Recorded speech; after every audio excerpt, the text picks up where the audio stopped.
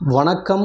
சமீபத்தில் ஐக்கிய நாடுகள் சபை UNO அமைப்பானது தெரிவித்துள்ள ஒரு அறிக்கையில், இந்தியாவில் 60 வயது மற்றும் 60 வயதிற்கு மேற்பட்ட முதியோர்களின் எண்ணிக்கை 2050ஆம் ஆண்டுக்குள் 2 மடங்காக அதிகரிக்கும்.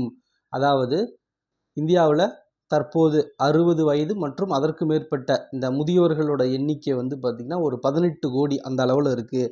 இது 2050ஆம் ஆண்டுக்குள் பார்த்திங்கன்னா 2 மடங்காக அதிகரிக்கும். அதாவது 346 மில்லியனாக அதிகரிக்கும். 34 கோடி 60 லட்சம் பேராக அதிகரிப்பார்கள். இவ்வாறு அதிகரிக்கும் போது பெரும்பான்மையாக இந்த முதியோர்கள் தனிமையில் வாழும் நிலை ஏற்படும். அதனால் அவர்களுக்கான ஓய்வூதிய திட்டம், சுகாதார வசதிகள் திட்டம், வீட்டு வசதி திட்டங்களை ஏற்படுத்த இந்தியா தயாராக இருக்கணும். இந்த சுகாதாரத்துறையில் பெரும்பான்மையான முதலீடுகளை இந்தியா கவனம் செலுத்த வேண்டும் சொல்லிட்டு இந்த ஐக்கிய நாடுகள் அவையானது குறிப்பிட்டுள்ளது.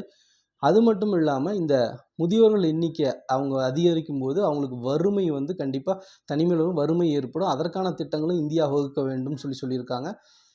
2050ஆம் ஆண்டு வாக்கில் பார்த்திங்கன்னா இந்தியாவில் இருக்கிற நகரத்தின் மக்கள் தொகை, இந்த அர்பன் பாப்புலேஷன் அப்படிங்கிறது 50% எட்டும். அதாவது இந்தியா மொத்த மக்கள் தொகையில் 2050 வாக்கில் 50% மக்கள் தொகை நகரப்பகுதிகளில் தான் இருப்பாங்க. ஏன்னா கிராமங்கள்லேருந்து நகரத்தை நோக்கிய படையெடுப்பு, குடியேற்றம் நாளுக்கு நாள் அதிகரிக்கிறது. அதில் இந்தியா முன்னணியில் உள்ளது.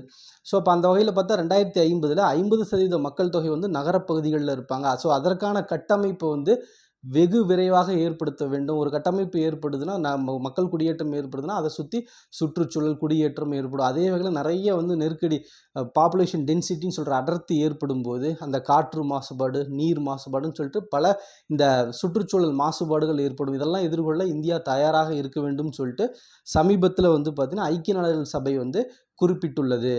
நன்றி.